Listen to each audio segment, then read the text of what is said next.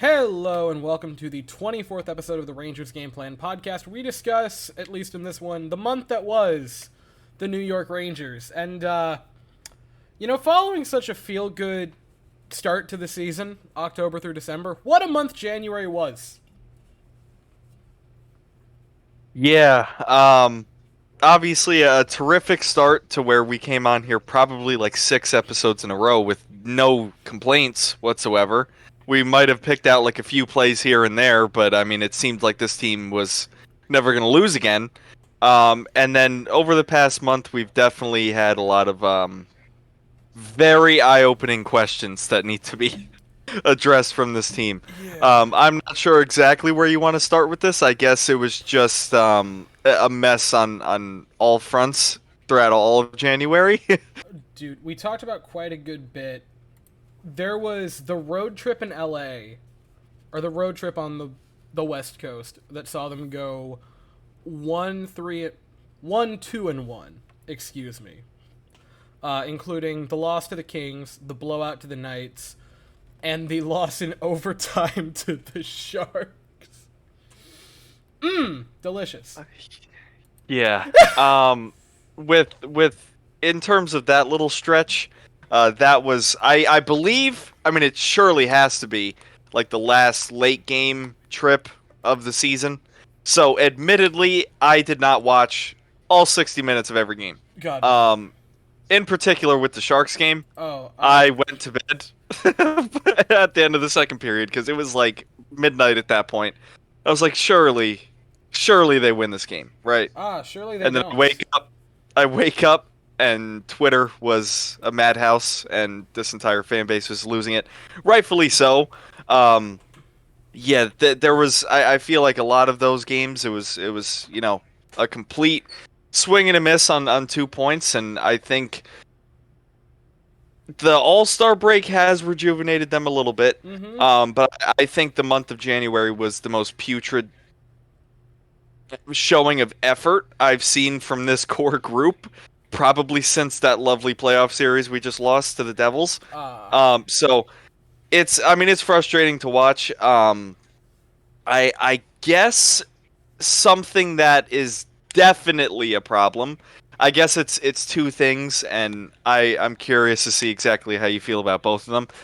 The power play has been bad. It's not been lackluster. It's not been mediocre. They have looked completely lost for a entire month straight. That's a problem because the power play has kind of carried this team's success for what 3-4 years now. Especially in that deep playoff run. That was if we didn't have the power play, we simply probably don't win a game. So. Am I confident they'll figure it out? Yes. I guess, the scapegoat for it all is Mika Zibanejad. He has not really played too great for some time now. He had the overtime winner last night, but I've been mightily frustrated with him. I know he's a scapegoat for the power play specifically, but to be honest with you, I don't think any 5 of those guys have played particularly well on the power play. Here's the thing. I just don't understand why or how they are in this bad of a slump and they're not just firing it at Kreider for a tip. It doesn't make any sense.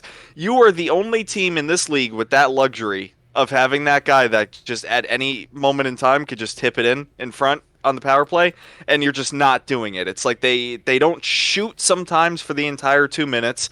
It doesn't make any sense. You think it would be the exact opposite. Like typically when teams are struggling on the power play, they try to get less cute and they just start shooting everything. This slump has gone on for a while now, and they just haven't really tried to do that. I know Mika Zibanejad is the scapegoat because his one-timer really has not been as deadly or deadly at all this season, but I just don't. I'm not willing to fully blame it on him for the power play struggles, only because they just don't seem to really be generating anything that well, or at least trying to shoot themselves out of the slump. The problem with the power play is it's back to 20. Was it last year or the year before, where they just wouldn't fire it towards the net? They are looking for chances that are not coming. I Yeah. they have so many ample looks. Also, and I've said this 1,000 times to you, if I were a New York Ranger on the power play, and I happened to be playing with Chris Kreider, who was standing in front of it, I would simply shoot the puck and just see what happens.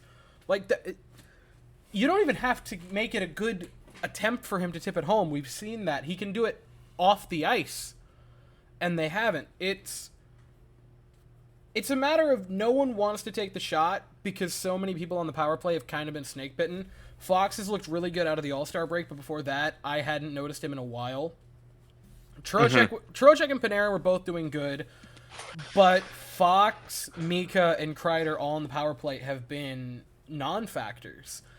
And every single power play has just been like, well, I don't want to take it. I want one of them to get it so they can get rolling again, and no one's taken it.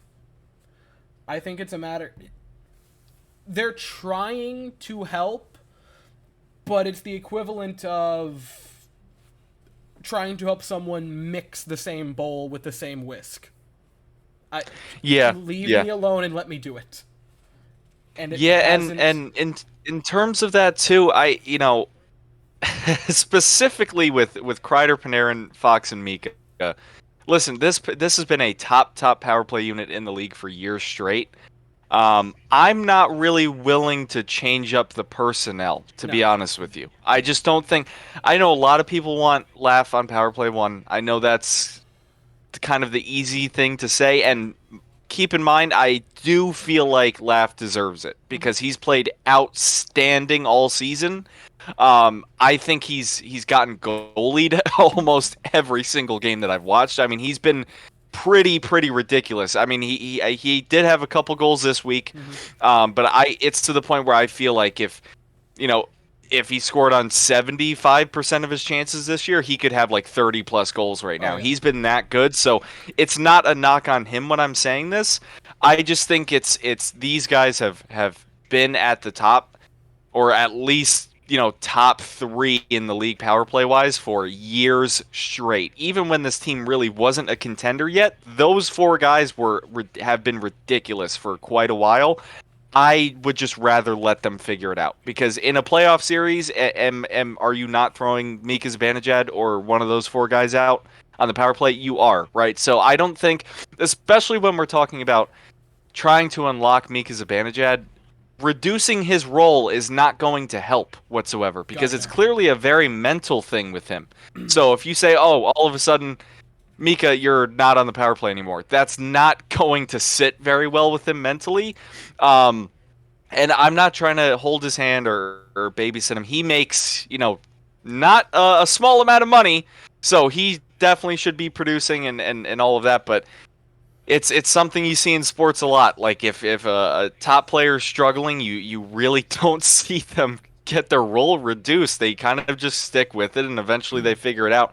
It's not like Mika Zibanejad's not going to score a one-time power play goal for the rest of his career. He's going to figure it out. It's just unfortunate when you have that month stretch where you lose a lot of games, and a lot of them are close, and you have, let's say, two, 3 power play chances in the game, and they just don't generate anything. It's something that I would have never expected to even talk about as a problem with this team on here, the power play. But here we are, and even with this 4-game winning streak they've had, it's still been a problem. Like I said, I'm just really not willing to flip around the personnel. If it does continue for, let's say, another week or 2, then we could have that conversation. But like I said, I have complete faith they will figure it out. And what I'm trying to get at is, like, there's no way this power play unit is not going to start in a playoff series. Like, it's just not in the picture. And I mean, the other thing that ties in with it is, like, I feel like we've just tried many different players when, let's say, the power play is struggling. Keep in mind, we just had Tarasenko and Patrick Kane on that power play unit last season, and it really didn't get any better. I mean, for maybe 2 games in the playoff series, it was ridiculous, but other than that, it really was not that good. So You have those two guys and you add them to it. It's like if that didn't work and that didn't make them better, then I don't know how you could sit here and tell me that any personnel change would, especially because the conversation about putting Laugh in for Mika Zibanejad does not make any sense to me. It's just being the strategy that they play with on the power play. Laugh just doesn't fit there. No. It doesn't make any sense. He'd be playing on his offhand, and I just feel like he would be very uncomfortable. He would just kind of defer to passing it to the point to Fox every time he gets it. I just don't. I don't really see it working. Now, listen, if they were to try it, and that's what fully unlocks Alexis Lafreniere to be the generational first overall pick that we thought he was going to be, I am all for it. Like I said, I'm not trying to rag on the guy or anything like that. I just think it's a little silly to call for personnel changes on it. You can critique them as much as you want. All 5 of those guys make a lot of money.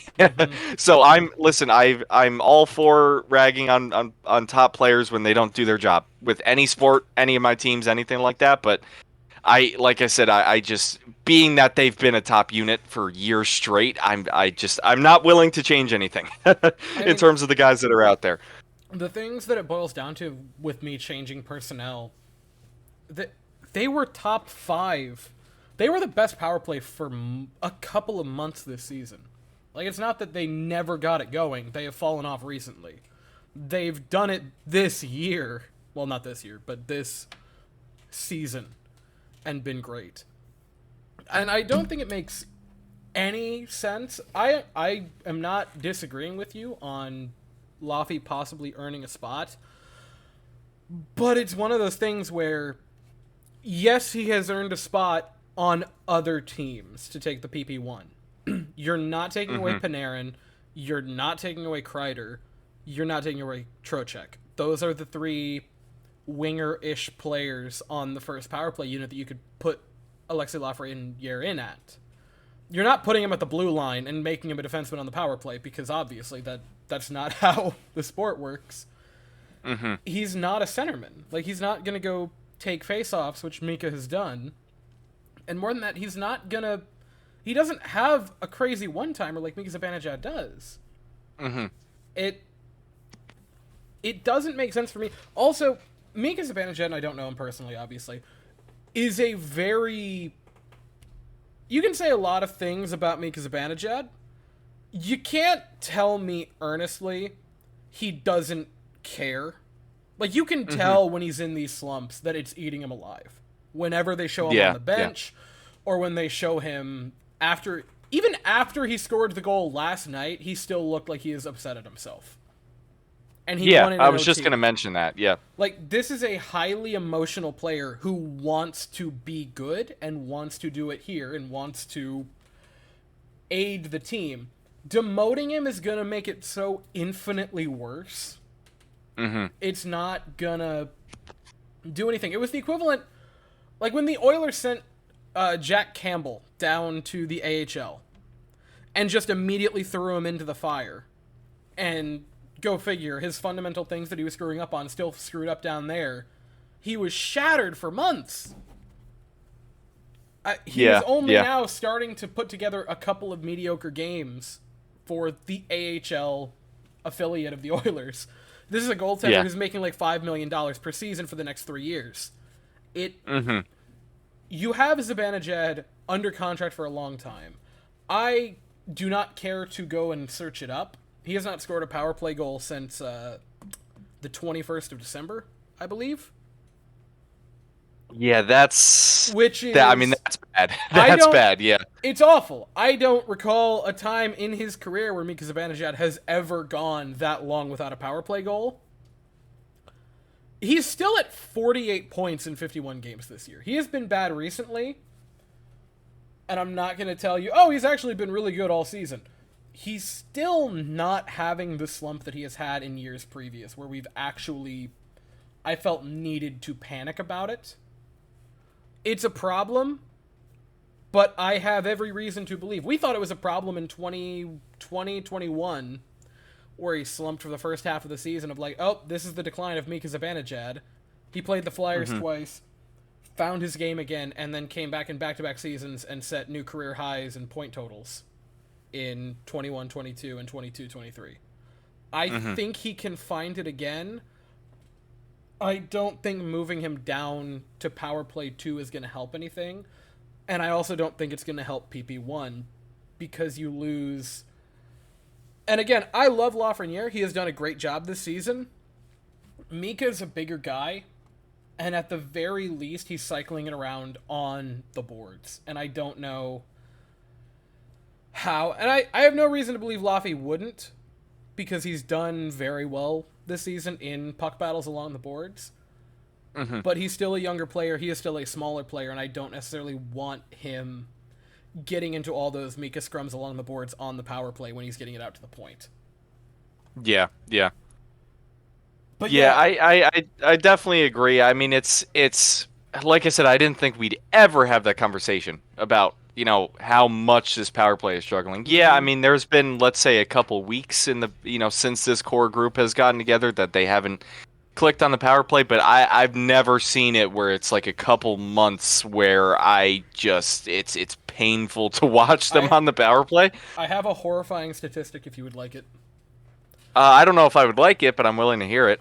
Would you like to take a guess at when the last power play goal was scored for the New York Rangers? It's a problem that I can't even ballpark a guess right now, right? Like, that's not good. I'm gonna say like, that was way too long ago. Yeah. I was gonna be a little generous and say like maybe the Tampa game, but then I was like, no, I don't think so. Wow, that's not good. It was January 21st was the last power play goal, and I know 9 days in that were the All-Star break. That's too long. Yeah, for sure. That's definitely way too long. I mean, I think they will figure it out, right? For sure. But it's like I said, it's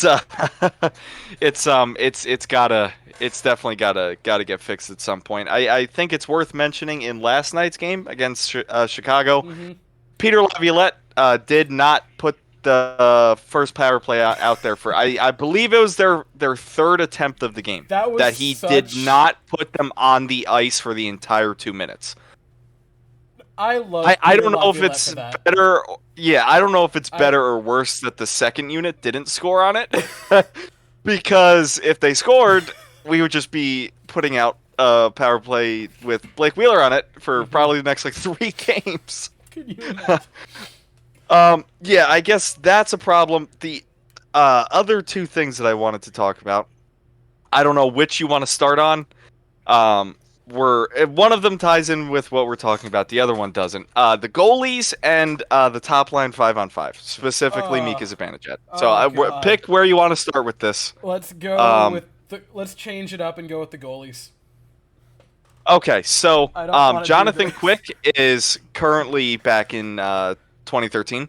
So I was thinking like it would be a little bit of just an insane start for him and he would fall off a little bit. No, he's like a top 10 goalie in the league. And it's February. Yeah. So strange, obviously that's huge. But Mr. Igor Shesterkin has not. This is a sensitive topic, I know, and we have both defended him with our lives. But I have an awful question to ask in a minute, but we're gonna keep going with this first. So, he's definitely not been himself this year. No. He's had a couple games here and there where he's been outstanding, but he has not been what we're used to. And it is February. It's the flip side of Jonathan Quick. Like it's not, it's not like we're sitting here in, November being like, oh my God, what are we gonna do? It's we've had, it's past the All-Star break, and we still don't know who's going to start the playoff series. So I don't know. I don't know if it's a concern necessarily because Jonathan Quick has, definitely held it down.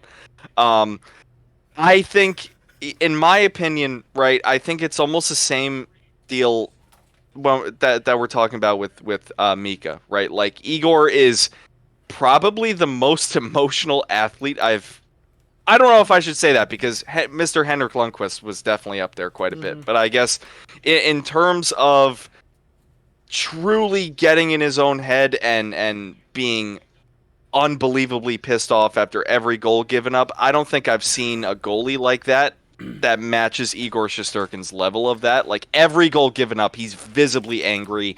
Every game lost, he loses his mind. Like, I've never really seen that to this extent. So he cares a lot, right? And this is obviously a very mental thing because, I mean, he has been, at the very worst, like a top 3 goalie in the league since he's entered the NHL. Yep. So it's not like he doesn't have the ability. I mean, he's a Vezina winner. It's, like I said, it's definitely just mental. I'm curious to hear your thoughts on him not getting the start in that Tampa game, right? Because he's had great numbers against Tampa, historically. That was almost kind of his scheduled day to start, and it wasn't a back-to-back or anything, and they went with Quick. Quick obviously won, right? So it almost doesn't matter. Him. But when we're talking about Igor's confidence, I'm not sure how that sat with him, necessarily. I mean, he made the comments of like, oh yeah, it's fine, I want to work on myself, which, to change sport, was the equivalent of Woody Johnson saying, there is no playoff mandate, but if they don't win more than that, I'm firing both of them on their ass. You could tell, I think, that Shesterkin wanted that start against Tampa because he has, even in that playoff series where we lost to Tampa, absolutely owned them. And to give Quick both starts out of the All-Star break, I think was a mistake. You had Shesterkin go into the All-Star break. He played wonderfully through the game. And you could tell that he was feeling himself and getting a little bit of jump back in his step. And if you play him against the Lightning, the Rangers, again, I will give them credit. Because ever since we were eliminated by the Lightning in the Eastern Conference Final like 2 years ago, every time the Lightning have come up on the schedule, the Rangers put their big boy pants on and play one of their most complete games of the season every single year. And it is kind of funny. That's a game where if you put Shesterkin in, I don't think I'm going out there when I say, yeah, he has a very similar, if not the identical stat line to Quick, where he allows one goal, gets the big win. But you give it back-to-back for Quick, and you give Shesterkin the Chicago game, where the entire team then starts to dog it in the third period. Which, that's going to be a fun problem that we're going to talk about in a minute. That whole last 20 against the Blackhawks, which is insane. I love Quick. He is an American hero for goalies. I think he's the all-time winningest goaltender among American-born goaltenders, so he is a wonderful player. He grew up a Rangers fan. I love watching his story develop here. He is 38 years old. He is not the future. He might play another year or two. And it's awesome what he's done. We've talked about it before. Obviously, the Rangers have played a very different game with him in net versus Shesterkin in net.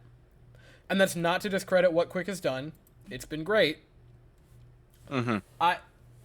You've got to cater to your future goaltender in Igor Shesterkin. And I get, if it was the playoffs, we might have a different conversation because, yeah, you want to win every game. It matters. Ride the hot hand. It's not that.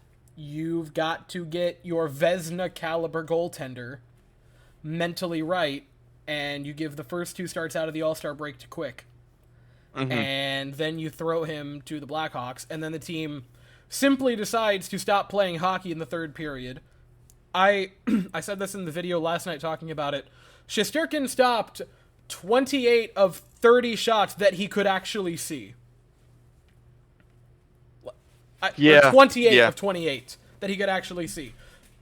The first and third goal for Chicago were multiple people in front where he couldn't see anything. He could smell what they had for dinner the night before. And it's the same with Mika. He is an emotional player.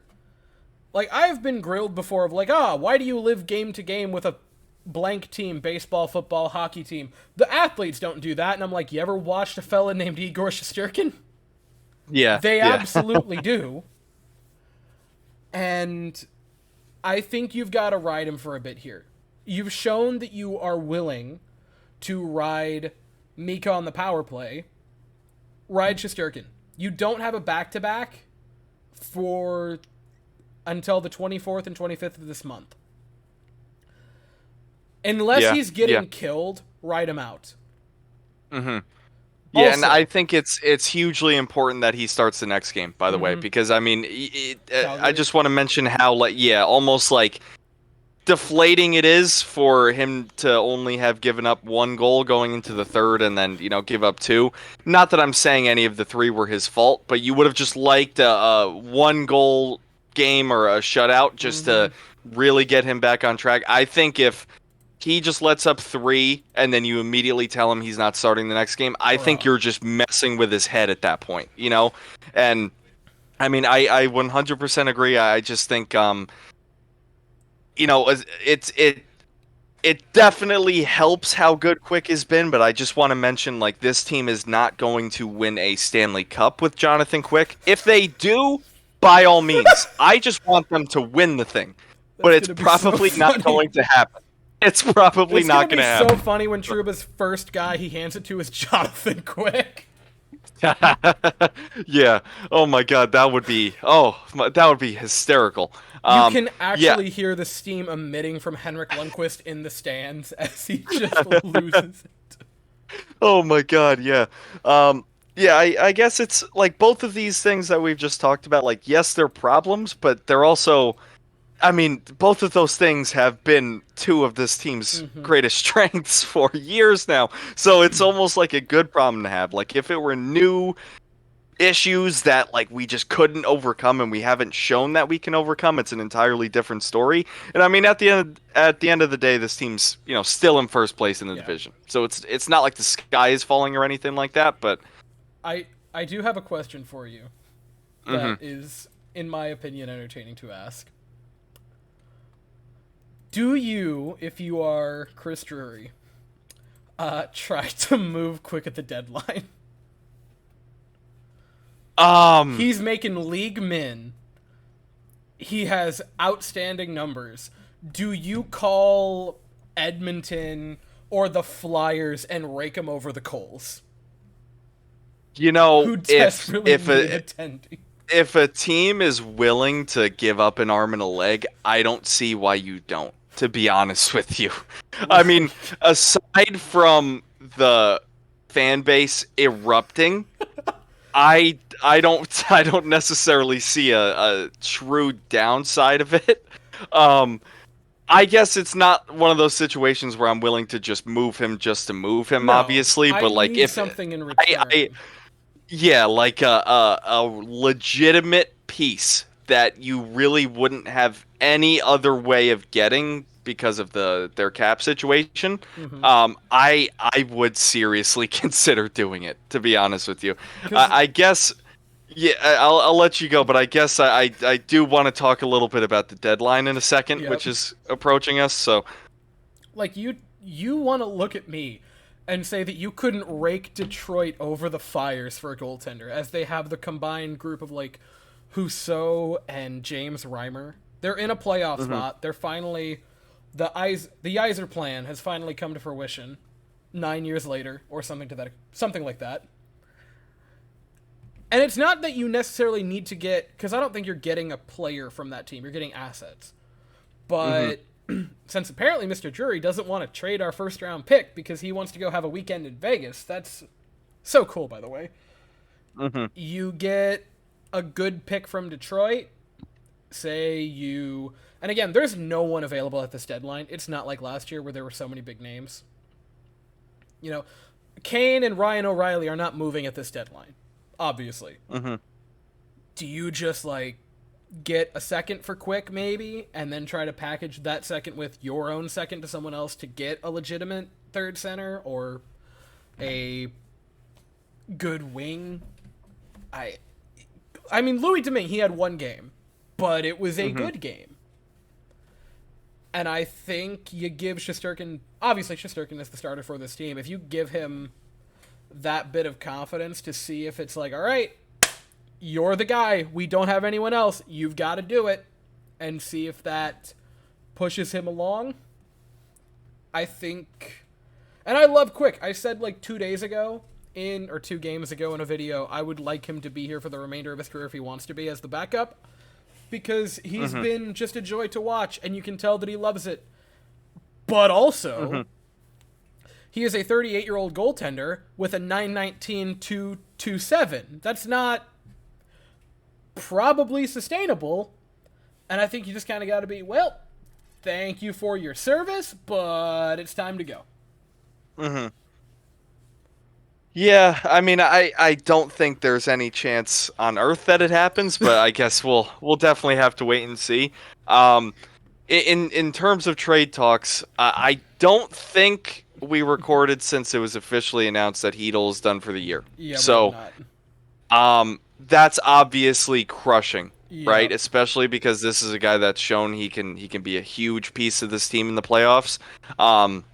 It's so unfortunate for him, and the one thing that I do want to get pretty negative about, I don't understand why he was in. Now, keep in mind it was light contact, but why is he in a contact drill the second day back to the team? Why? He was in a red no contact jersey. It was an optional skate, and they have him in one-on-one battle drills. Are you like, what are we doing here? Like, what? That's unbelievable. And I don't know the full story necessarily, so take this with a grain of salt. All I know is that the reporters said that it happened in a one-on-one battle drill in practice, which is insane to me. And to be honest with you, it was always pretty unlikely that he was going to play for a significant amount of time this year. Just because, I mean, he's had a whole bunch of concussions at this point. He missed a lot of time. It's almost inevitable that if he did try to play this year, there would have been some hit or something like that took him out. So obviously, not that anybody would want to see that, but it's kind of just the situation we're dealing with here, especially in this league. You can't play you can't play afraid of being hit, so it would have been tough for him. I don't think this season he really would have gotten back to form just because of that. I think he would have been playing very, very scared, but I just think it's terrible for him to even be put in that situation when it was an optional morning skate and he's doing puck battle drills with somebody. Like, why is he not just casually skating around and just taking shots on an empty net? I don't get it. But in terms of the team outlook side of things with it, like I said, it's crushing. That's a guy you would very much like to have. It's a bit of a weird situation because with him going down, you think we'd be screaming and crying for them to trade for another center. I'm curious to what you think about this, but I'm not really willing to trade for any of the centers available. Like, for example, how much better does this team really get with Adam Henrique? A lot of the centers that were available have already been traded. I know Monahan went. I'm Lindholm so happy went. we weren't in on that, by the way. Yeah, he's not good at all, so thank God. Lindholm is a Vancouver Canuck, and they gave up way too much for him. Was it 2 firsts? It might have been. Insane. I just know he hasn't really been that good since his elite teammates left Calgary. So I think that should tell you a lot in terms of not wanting to give up too much for him. He's definitely a merchant. So, maybe he'll be better in a reduced role, but that's a lot to give up for him. The trade market has been shattered for centers, and I'm not willing to give up that much for. Listen, Mr. Frank Vetrano plays on the same team as Adam Henrique, so if you can get them both together for not a whole lot, I'm willing to do it. It's not like I'm sitting here. Bring me Frank Vetrano and Trevor Zegras in the same trade. I think I would lose my mind. Yeah, We're all good I here. think I'd lose my mind. Speaking of Zegras, I think it is highly likely that he gets traded. I think the relationship between him and the Ducks has been destroyed by his contract talks, and he really just hasn't seemed to really give two shits this year. Mm-hmm. So I think he's probably going to get moved. He is such a If that Ranger. would happen, I don't even know. We'll have to wait and see once these rumors come out. But as of right now, it does seem like he's going to get traded. I mean, they traded his best friend on the team too, so I'm sure that didn't help. Wait, who'd they move? Oh, Drysdale. yeah. Oh, They were God. like the Oh, bread and butter Christ. over there. I do not want to see him on. No, I do want to see him on the Flyers. I want to see him and John Tortorella on the same team. Never mind. I would like to see that.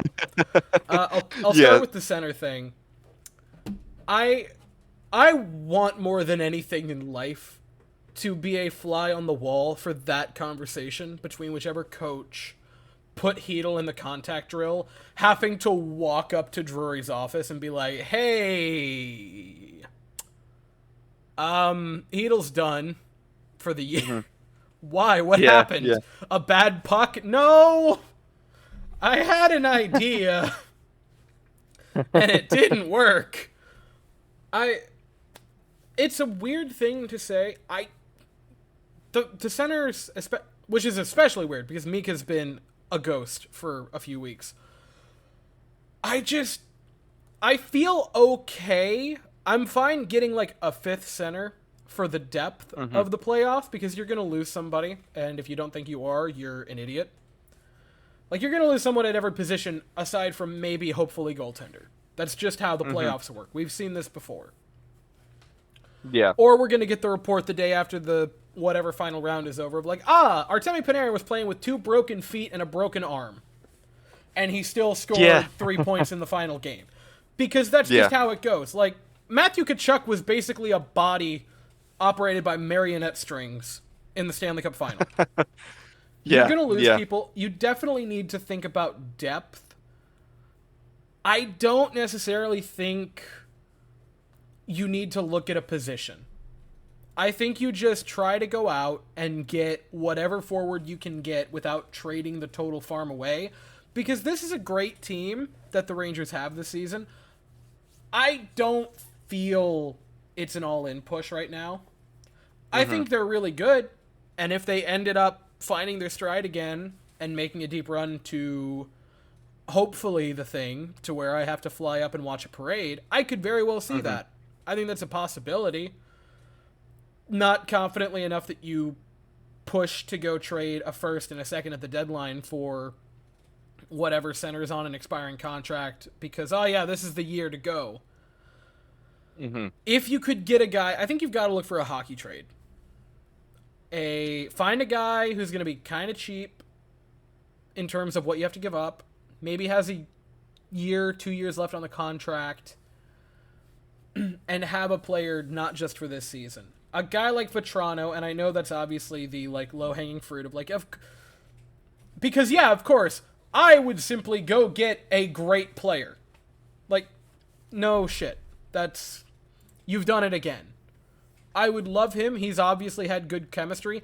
If I were to go for one of the past 4 deadline moves again, where is Tyler Mott, by the way? Yeah, that would be hysterical if we just keep trading for him every single year. He might as well just have just rent out like an apartment year round for New York City just in case, because that'd be hilarious. Yeah, I guess it's in terms of Frank Vetrano, I'm willing to do it. I don't think it would be too much to get him, and I would like to throw him up with Mika and Kreider because it's already worked, right? That was what I was going to say. I'd rather just go with the guy that's already worked. I'm not really willing to just go out and throw everything away for the biggest fish. Mainly because, listen, if this team's going to win the whole thing, it's going to be on the backs of the core guys that are already here. We already saw that when you give them a super team, they get way, way, way too comfortable and they don't give 110%. I mean, we were screaming on here in mid-spring over that about the lack of effort.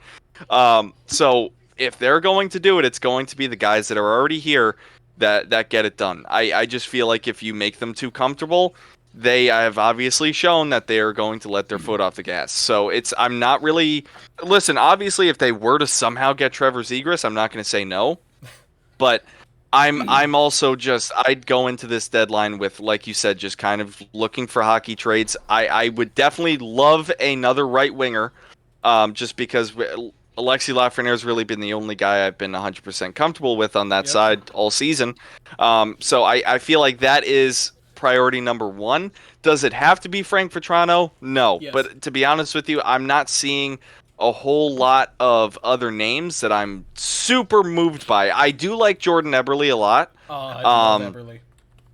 I the only thing that concerns me, and I know this almost sounds like such a casual thing to say, but I believe he only has like 8 or 9 goals this year, and I'm not entirely fully I'm not fully kept up on him. Like, I don't know if he's missed time with injury or anything like that.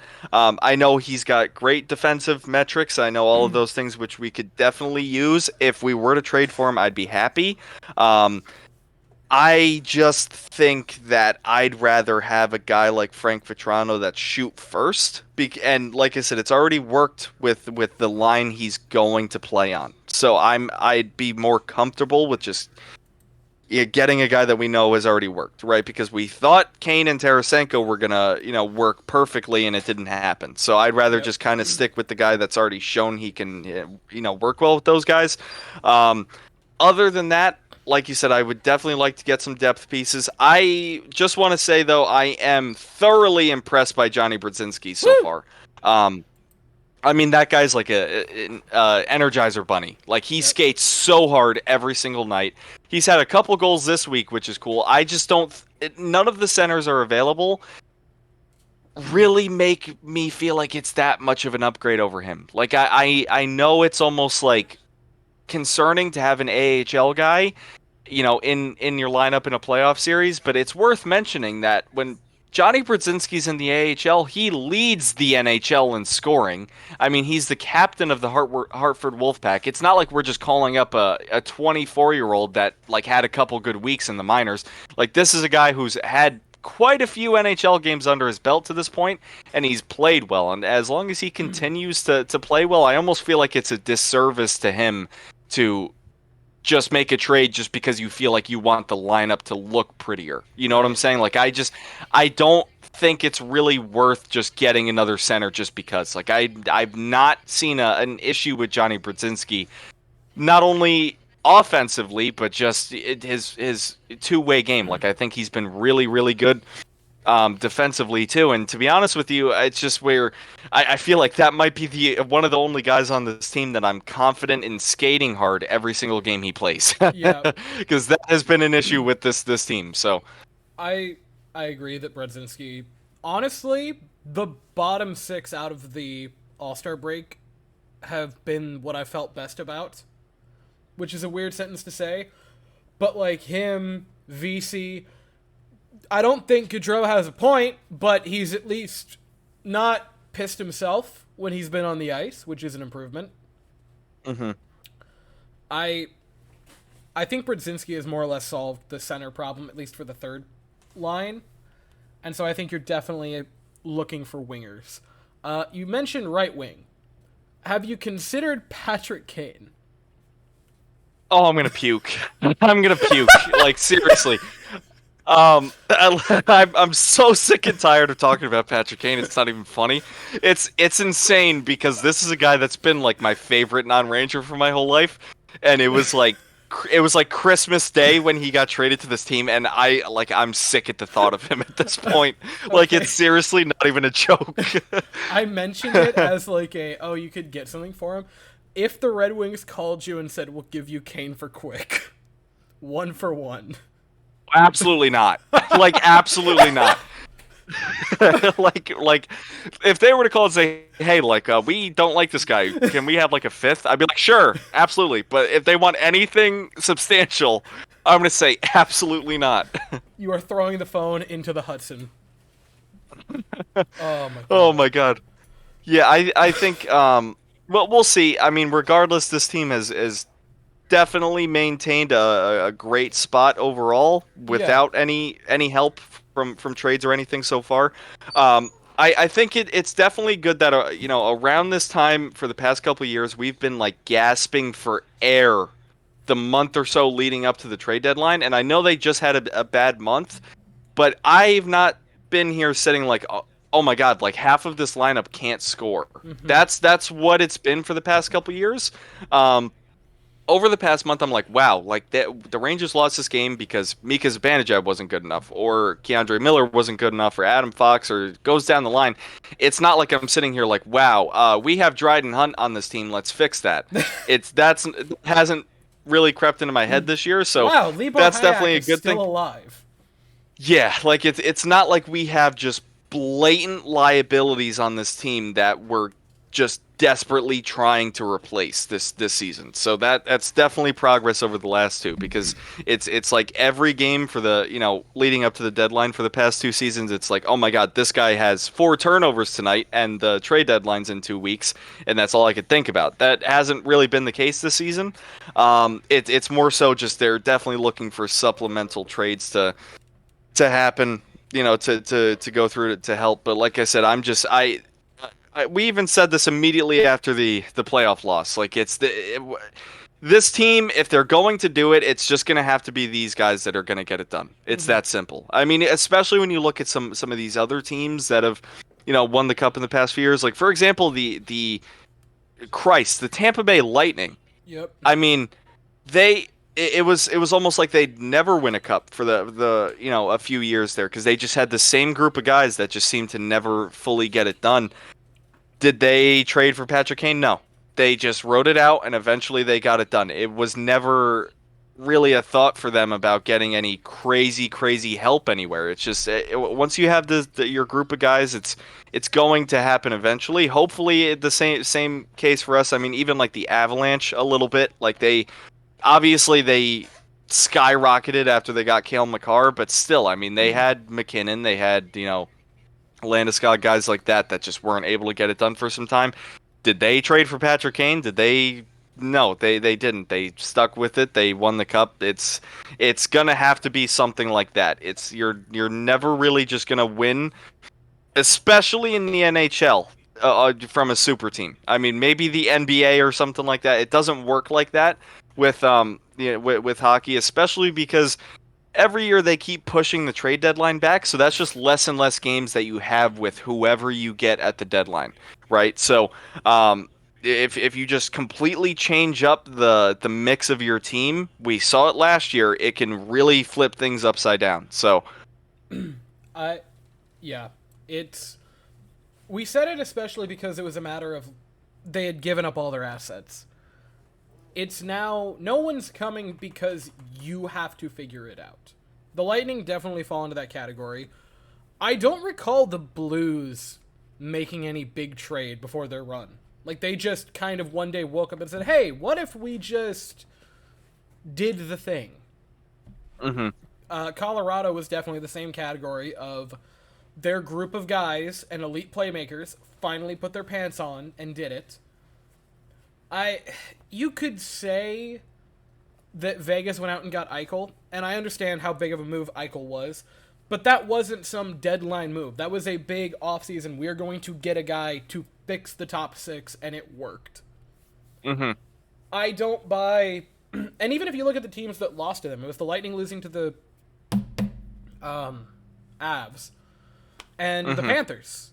It was a big offseason move, but it was the same big boys in Barkov and specifically Sergei Bobrovsky who just eventually finally said, "Hey, we have got to be the ones to figure shit out."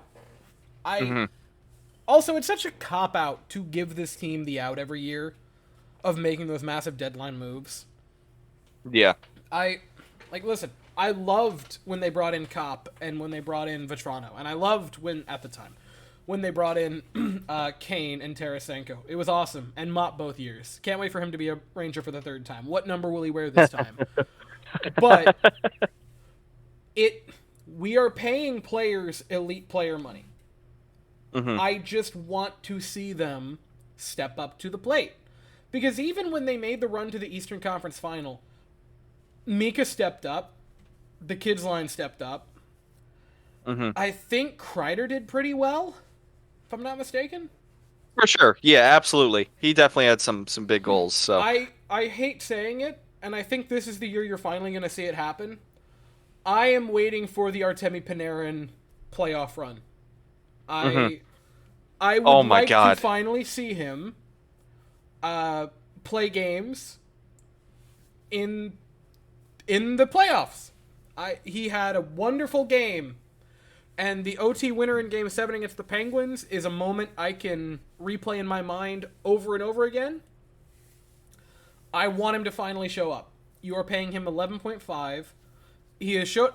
It's never been a question of the regular season for Artemi Panarin. He has always, at the very least, put up the points, and there have been seasons in that run, the first and second year, I think to an extent the third year, and especially this year where he's been maybe your most dominating player on the ice. Mhm. I've got to see it in the postseason. The baby Yeah. fat is gone, Mhm. and the honeymoon's over. Show up, or... And I've made a lot of fun of the guy who said it, of when does the Artemi Panarin contract become an anchor? And we've laughed and sent that tweet screenshot whenever he has like a 5-point night or a hat trick or whatever. You've got to do it. It's like the Leafs have been ridden into the dirt for that. The Toronto Maple Leafs, yeah. It's time. Yeah, I think with Panarin, it's, specifically from last year. Yeah. We were all very upset with just about everybody besides Igor Shesterkin, right? In that playoff series. I have said the words that everyone on this team is dead to me besides Igor Shesterkin for that reason. Like, those have been things that I've said. The reason I'm saying that, and this has been something I've said before too, even before this season, like it's going to be tough for me to look at these guys the same way until they show up in the playoffs. Like, losing to a rival like that, especially blowing a 2-0 series lead, is unbelievably frustrating to go through. And it happened because the big guys didn't show up. So, like I said, it's very fun right now watching Artemi Panarin. He's a top player in the league this season. It does not matter whatsoever unless he shows up in the playoffs. It doesn't mean a thing unless he shows up in the playoffs. We desperately need that from him. And I mean, he knows that, right? It's not like he doesn't try or anything. He's another guy that's very emotional. But he has yet to really have his playoff run that makes his contract worth it, and that's the most important thing. Like I said, it's tough for me to look at any of these guys the same until they flip it around in the playoffs. Like, Mika could score another 5-goal game, and it would be fun, but I would be like, he's gotta do that when it matters. It's the same thing with any of the guys on this team. We have to see it, and the playoffs are pretty quickly approaching. So Panarin's got to step up. All of these guys have to, and I'm sure it'll be a fun week or so around the deadline where we're hearing a million rumors, and I'm sure it'll be fun when they get somebody. The guys that are here are going to be the ones that have to get it done. So that's kind of where we're at. I mean, it's I don't want to be too negative about anything because obviously they're still in first place and all that stuff, but last month was definitely terrible. You could have built up a massive lead in first place if you really wanted to. Thankfully, they still are, but Carolina's not too far behind you. I would say, like I said, it's we're just kind of thinking about the playoffs now, and that's just about it. The general vibe around this team right now is good, but we're also like terrified for what's quickly about to happen. So I want to talk briefly about last night's, just because it's barely worth chatting about. It was that bad. What was going through your head when they got to overtime? Like, did you actually think they were going? I knew they were going to win that game. It never felt like they were going to lose to the Blackhawks. It just felt like for some reason they felt like playing overtime. Yeah, it was when they blew the 2-goal lead, I was unbelievably mad. Just because I was like, okay, like that was a pure effort issue. This has been my biggest complaint about this team for a very long time. Never one, not for a single second was like, oh my god, they might only get 1 point out of this. Like as soon as the puck dropped in overtime, I was just watching like, okay, like who's gonna end this? And it just happened. Did the I'm not trying to Blackhawks sound. possess it in our zone? In I the remember period? for like a brief second, but that's another thing too. Like they had it in the Rangers' end for like maybe a couple seconds, and then they lost it, and then the Rangers were just buzzing, and I was like, all right, yeah, like just somebody end this, and then I can complain. Like that was just about it. Yeah, Like, it was. This has been the worst 4-game winning streak I've ever witnessed for any team. yeah. Like, we're I will so say I unhappy. was impressed by the Avs win though. Oh, That great that game. was a fun one for sure. Dude, Yeah. Panarin stepping up the way he did on that goal was ridiculous. Like, that Yeah, was. absolutely. Yeah. Uh, It was nice for Laugh to end it too in that one. Yeah, I mean, right now I'm just hoping they could just keep winning games and just eventually. I feel like if they win Monday, I'm fully willing to say they're back Yeah. for sure. So So before we look at the next few games, I have a laugh statistic for you. I would love to hear it. He is tied with 3 other players for expected goals. Would you like to take a guess at those 3 other players?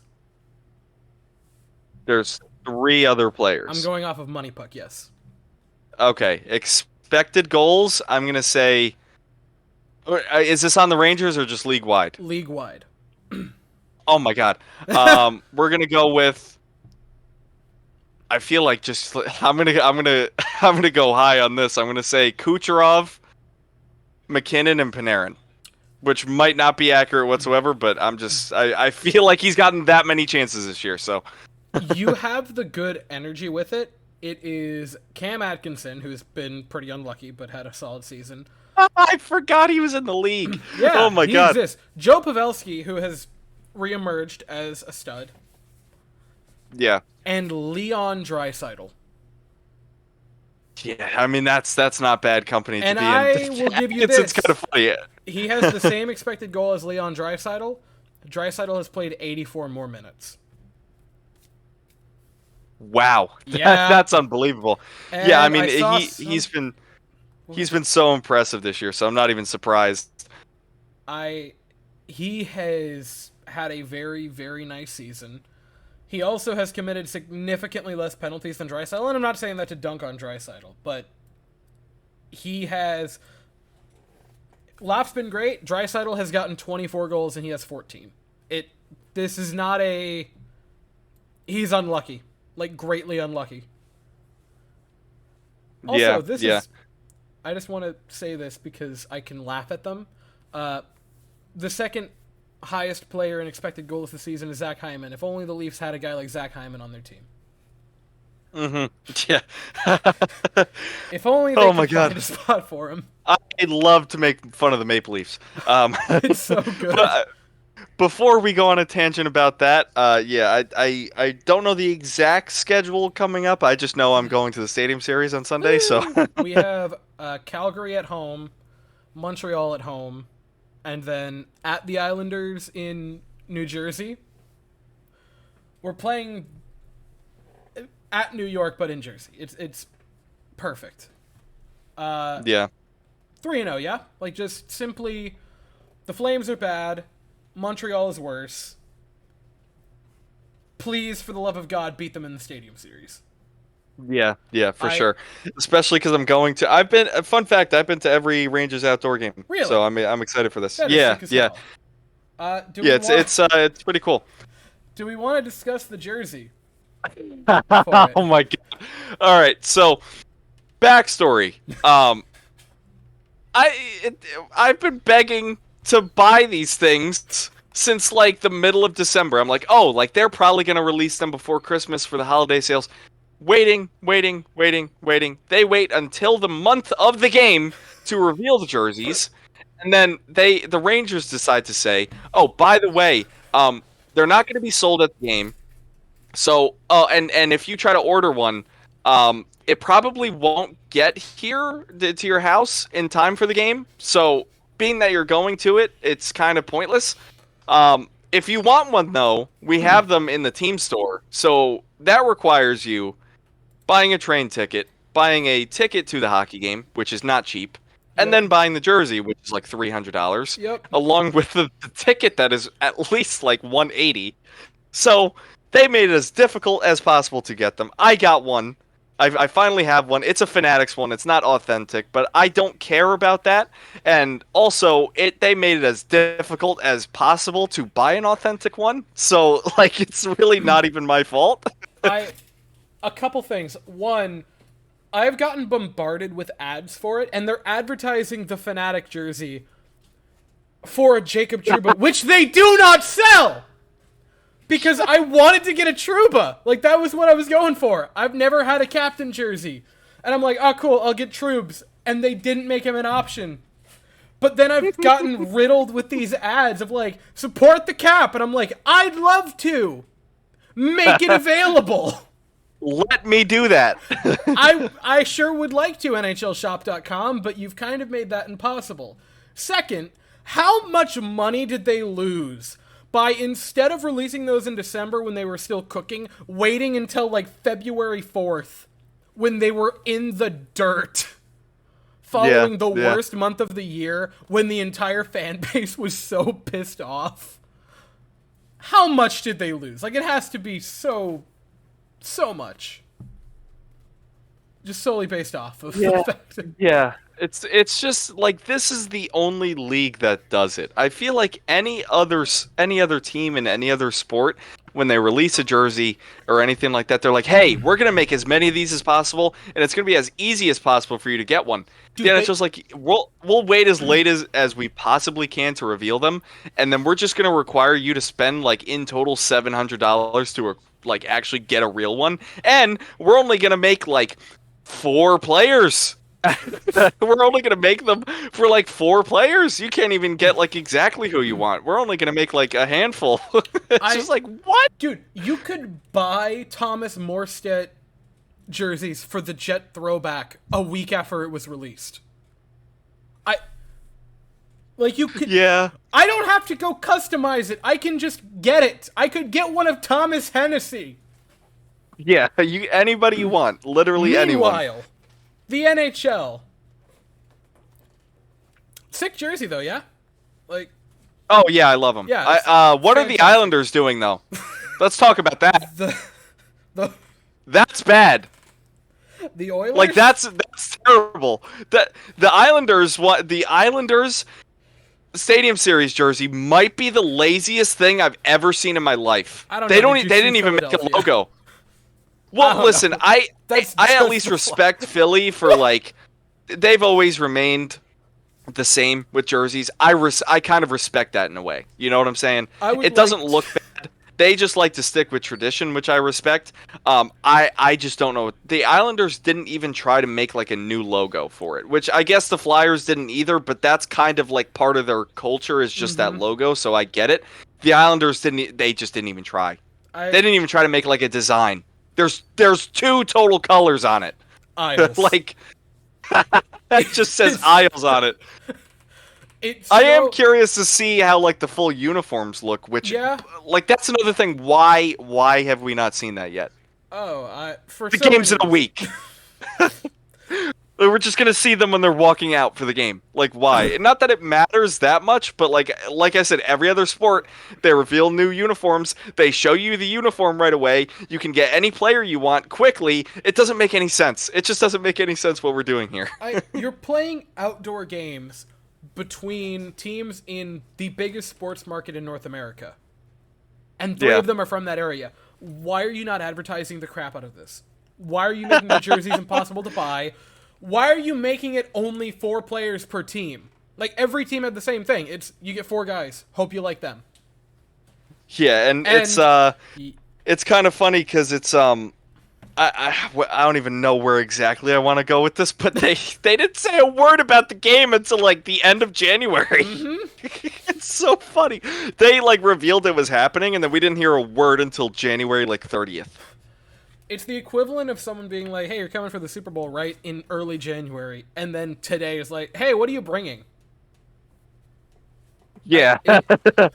Also, That's they funny. delayed the release. They're like, all right, get ready, February 4th. And then it came, and they're like, get ready, February 5th. Tomorrow. Yeah. Now, Yeah, it's so funny. I don't like to be the guy speculating, but I am interested. Do you think that there is a possibility that they had to, like, on the day scrap the players showing off the jerseys because of the incident with Team Canada and Carter Hart being a likely representative for the Flyers, and they just had to come up with that ad on the spot? And that's possibly why no promotional stuff has come out of players wearing it? That's that is a whole different conversation for a different day. I don't think we have enough time to dive into that, but that definitely makes a lot of sense. I didn't think about that at all. And I would give, not to get into it because we are at an hour, I would give my life for one single season where there is not some massive scandal in the league. That's all I want. Like, just 1 year of peace. It's not a big ask. Yeah, I also think it's kind of funny that during the All-Star break, Bettman was asked about it, and he said something along the lines of like, "I have the hunch they won't play again." Like the group of guys. It's like, brother, you're the commissioner. You think he knows that? It's like I'm not confident in that at this point, but it's kind of like if the president were to say something like, "Oh, I think like that might happen." It's like, bro, you can like make the call if you want. It's like, Gary, you can just simply not allow them to come back. This isn't an outside thing. Oh, yep. Just simply go 3-0 this week. I don't think you're probably going to lose to the Canadians, but I think you'll win the Calgary game and the Islanders game. And now that I've spoken that hope so. horror into the universe, I know that at least I've said my piece. You feel good? Yeah, I pretty much covered everything I wanted to. Perfect. So. Well, we will reconvene probably right after the Stadium Series, hopefully to talk about how beautiful they looked on ice and how it was a win and not soiling the memory. But until then, that is all we have to say. So, if you enjoyed this video, please consider to like and subscribe. Thank you all so very much for watching the 24th episode of the Rangers Gameplan podcast. And until next time, go Rangers. Yep, thanks everybody. Go Rangers.